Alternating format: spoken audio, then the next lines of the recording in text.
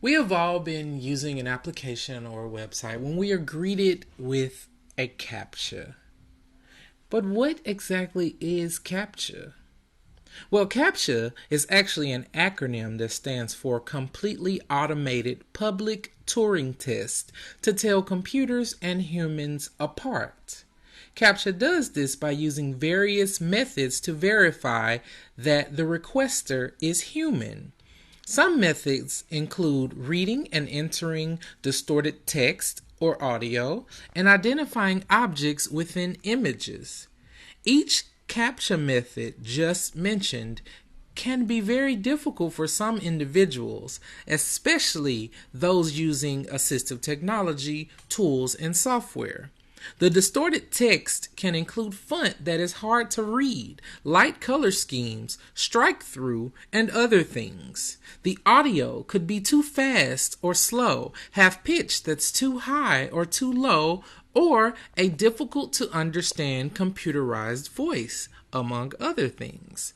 Identifying certain items within images may also be difficult because the images are too small or too large, or they contain potentially unidentifiable objects.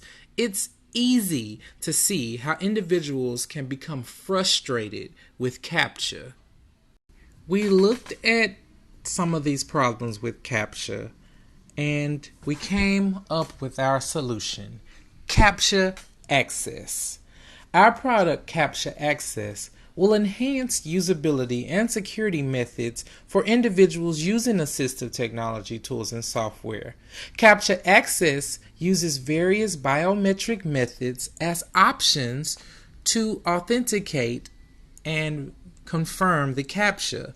The biometric methods currently being offered are fingerprints, retina scanning, and heartbeat detection. As far as security is concerned, specifically during the transfer of a user's personal information, we decided that using end-to-end encryption with a stream of the biometric data would be the safest option available to us. While this isn't necessarily a perfect solution, it is still a strong security measure. The reason we say this isn't perfect is because the stream of data is still susceptible to man-in-the-middle attacks. In this case, someone could decrypt a message during the stream of data and record the information somewhere while simultaneously re-encrypting the data. Other than that, this form of security would work best for our application. In order for this data stream to work properly, both users would have a public and private key.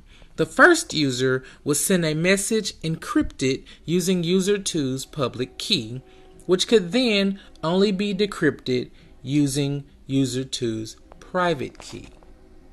We also decided to take other precautions when it comes to the security of our application because having multiple ways to secure sensitive information is important. The first way is that once the application receives and decrypts the information coming from the user's device, it performs real-time verification on the data stream.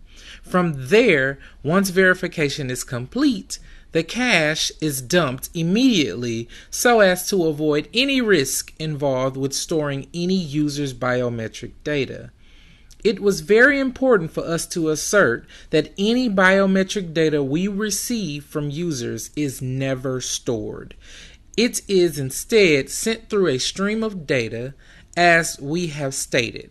The reason we decided on this method was because we realized that in order to complete the CAPTCHA request, the application doesn't require any one user specific biometric readings.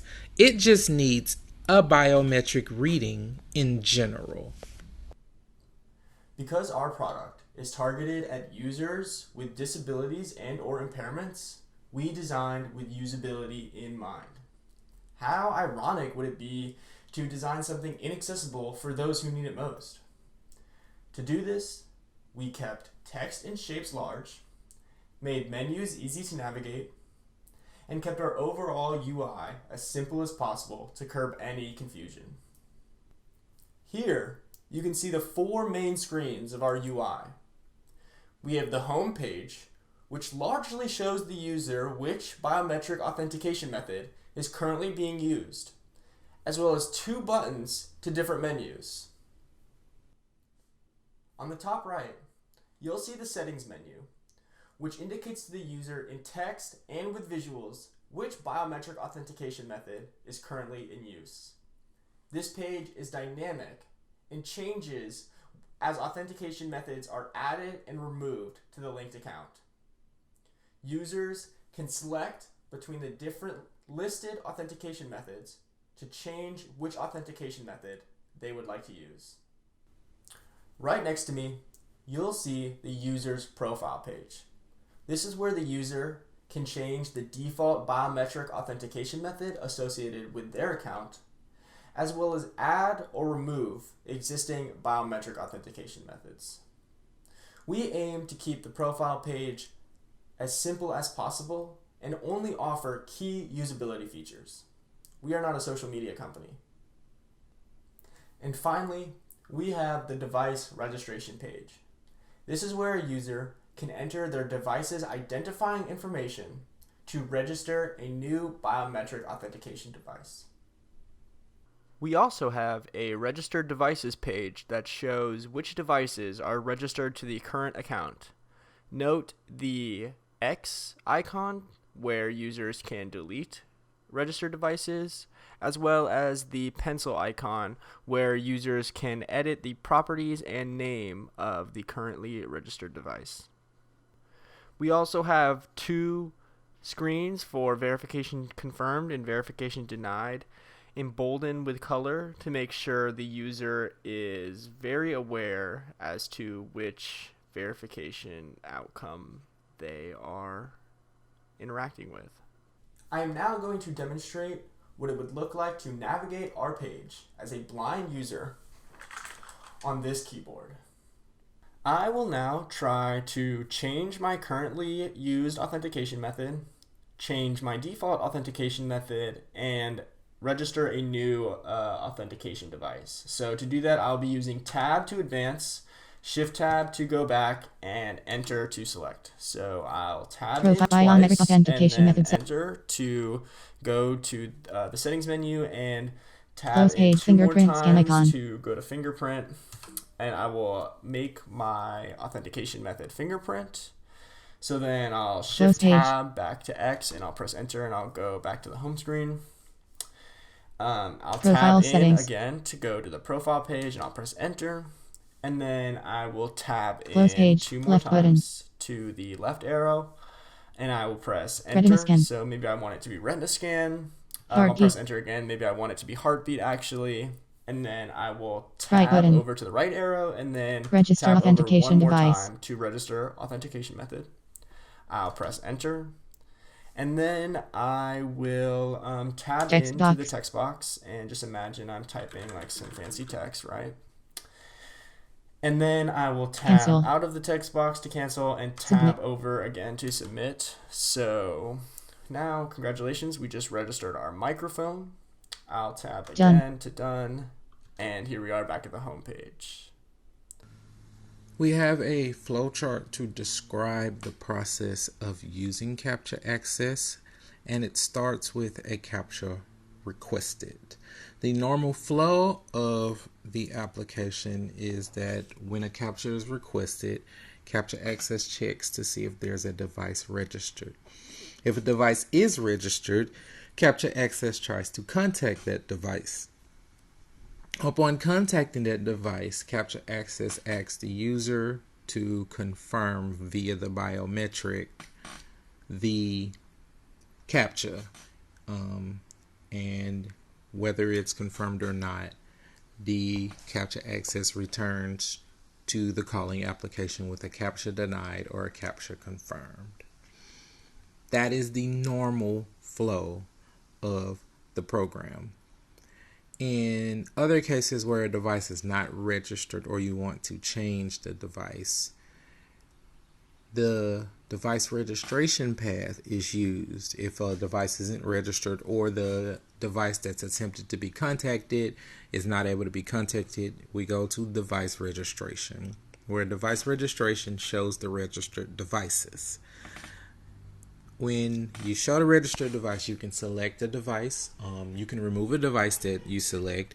You can also configure that device with a number of different options, such as setting that device as your default device, your active device, which is in the case, the default device is the one that's automatically chosen for CAPTCHA access. But if you don't want to use your default device, you would come to this place to set a different device as the active device, but your default will remain the same.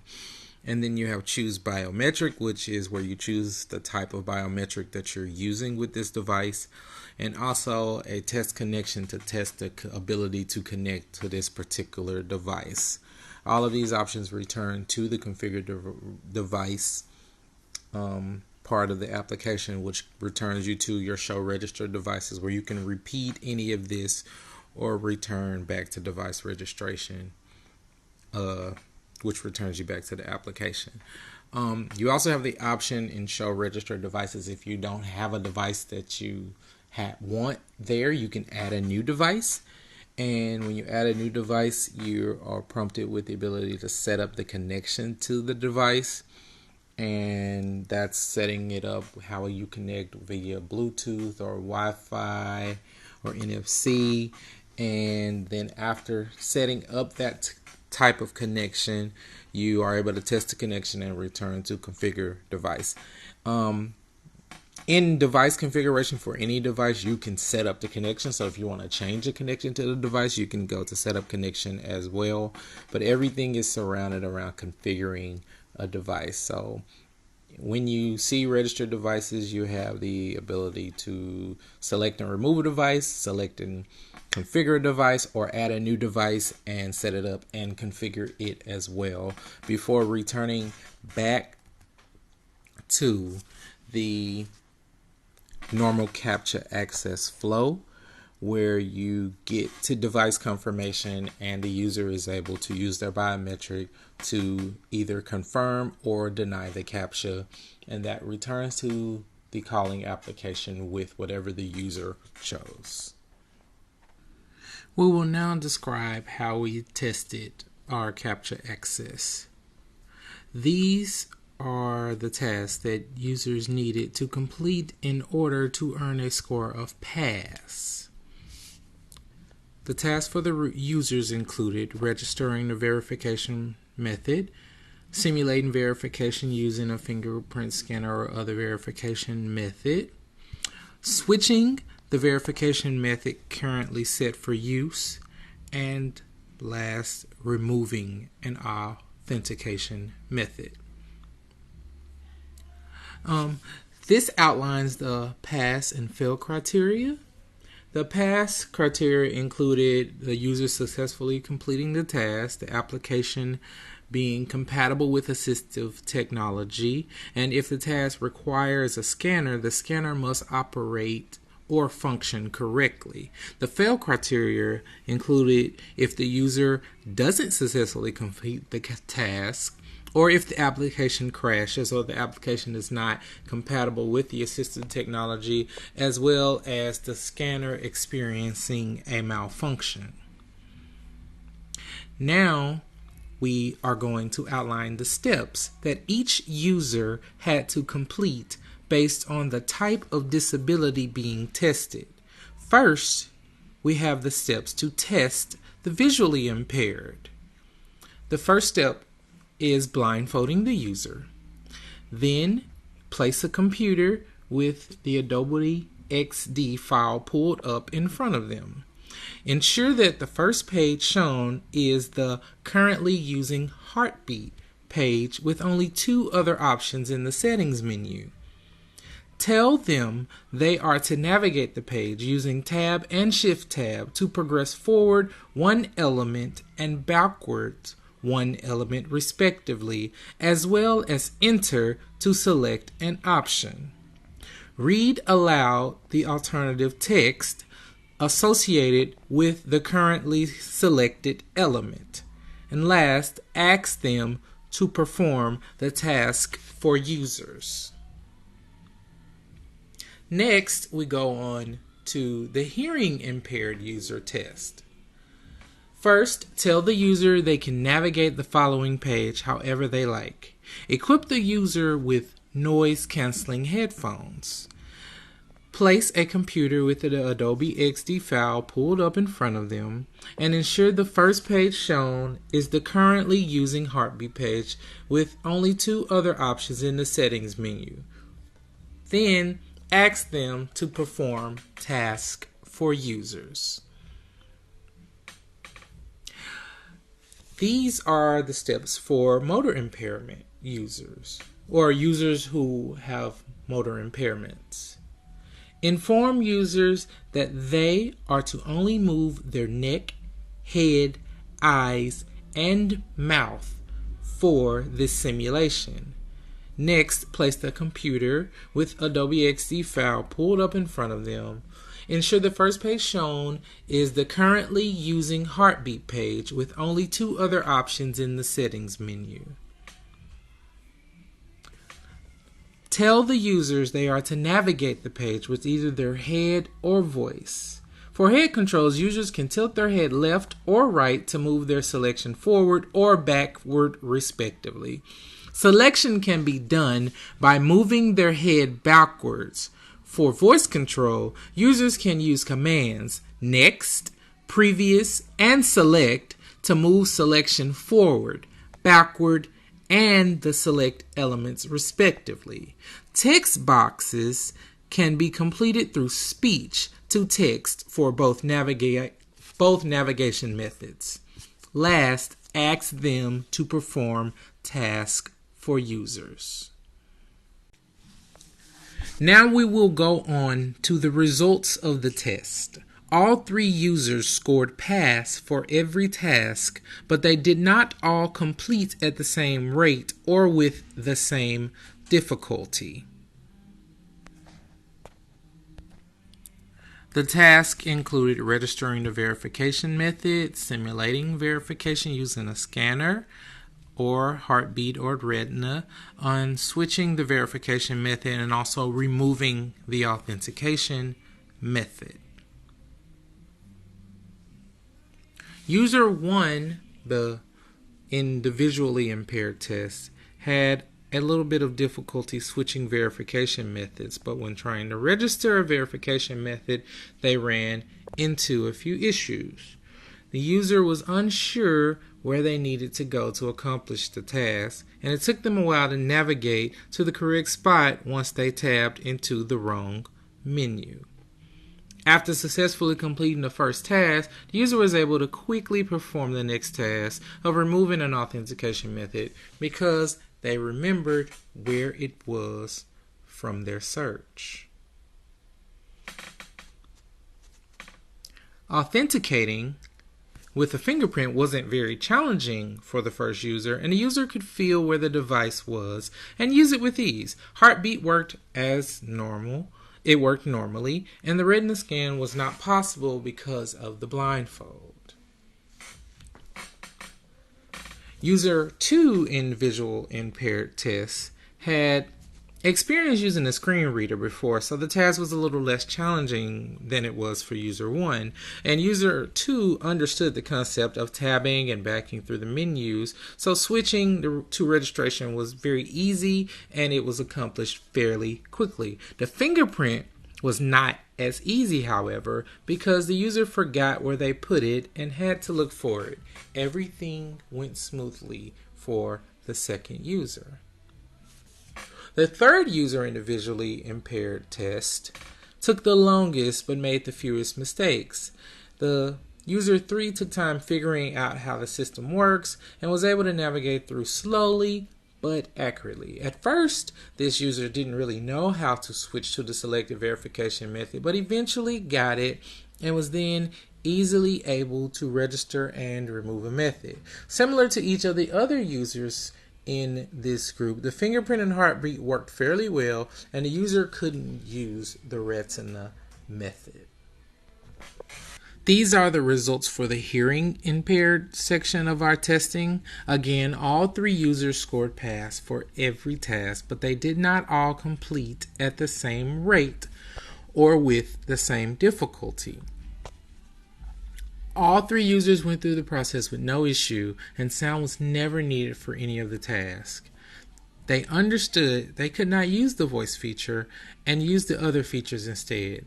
Our UI is extremely user-friendly for those with hearing impairments. Our last test group was motor impaired users. And for our last test, again, all users scored pass in every task. The tasks were the same as in the other groups. Similar to the hearing impaired test, this was a fairly easy task. All 3 users were able to complete the task fairly quickly, although there were some common complaints. These complaints included fatigue in the neck and head from the constant movement, becoming annoyed when having to keep repeating the keywords for movements, and experiencing difficulty adjusting to not using hands because they didn't really have an impairment. Overall, our users in the different test groups were all able to complete the task with different levels of efficiency. For the improvements, we are planning to move to NFC chip for device registration, so we can stray away from MAC address and device serial number registration. This way, it's easier for users to register their devices with our tool, as many users don't know where to locate the device serial number or MAC address information, and NFC chip scanning is fast, easy, and intuitive. We also want the device to handle all the biometric authentication data. That way it only sends a Boolean token to our UI. This way we avoid man-in-the-middle attacks, and rather than implementing end-to-end encryption from the data getting sent from the hardware to the software, we let the hardware do all the processing and send just a Boolean token straight to the software to provide a more secure way to pass this information to our software. We also wanted to add a user device list menu to our UI. After our user acceptance testing, a lot of users mentioned that they wanted to be able to view the devices and the details of those devices registered to their user account. We're also implementing a user guide that comes along with our hardware and software combo, and we have a test plan and report. We were not successful in acquiring multiple assistive technology tools to use during our testing. Although further user testing is not impossible, it would be very difficult in some scenarios when it comes to communication with the user, as well as the current COVID-19 situation. Being respectful of privacy of person, we did not ask if individuals were part of our demographic or any other demographic. Additionally, this posed a problem when trying to find the best way to represent the data for a specific demographic, such as various levels and degrees of visual, hearing, and motor impairment. We are always looking for ways to increase the login security for CAPTCHA access. We considered two-factor authentication, and we researched to see if there are currently any adaptive multi-factor authentication tokens. We are reviewing patents and researching to see what is out there. The usual display for a multi-factor authentication token is digital. Our token would display braille or etched characters. We are looking for a similar, equally usable solution for our motor impaired users. This way, we can go mainstream with the usage of multi-factor authentication tokens. We also want to advocate and work with websites, organizations, and any other entity to have biometrics or adaptive options implemented as a regular part of the CAPTCHA process. As we look at the implications of our product, it has the potential to have a positive impact on the accessibility of CAPTCHA technology.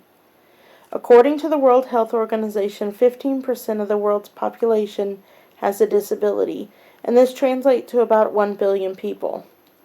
While not everyone uses this technology, even a third of this population would constitute a group slightly larger than the population of the United States. This creates a large population that is denied access to many sites using current CAPTCHA technologies. As a person who is blind, I have experienced these barriers myself.